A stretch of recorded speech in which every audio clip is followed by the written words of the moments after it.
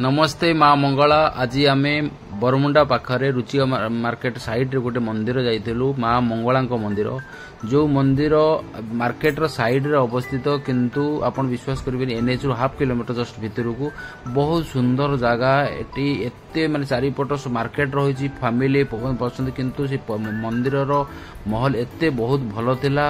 आम नेट रे सर्च करी माँ को दर्शन करने प्लान करतलु सकाळ सकाळ समय शांत परिवेश यही समय माँ दर्शन बहुत शांतिपूर्ण भाव में आम दर्शन कलु। आपण भी निश्चित केबे भी भुवनेश्वर आसिले आपण एठी जानिचंती जे भुवनेश्वर गोटे मंदिर मालिनी सिटी जोटी बहुत सारी मंदिर अच्छी किंतु ता मध्यरु माँ मंगला मंदिर चारिपट सुंदर पेंटिंग हेची। एई पेंटिंग आपण निश्चित देखिबे रोषेबास करिया पई आपण आसिले भी गोटे भोजीभात भी करि परिबे माँ को पाखु आसिकरी एई आशीर्वाद नहीं परिबे। निश्चित भल लागिला। बहुत सारी फैमिली भी सकाळु सकाळु माँ को दर्शन करिया पई आसिले एवं मते भी बहुत भल लागिला। निश्चित आपण माने आसिकरी माँ को आशीर्वाद नियंतु।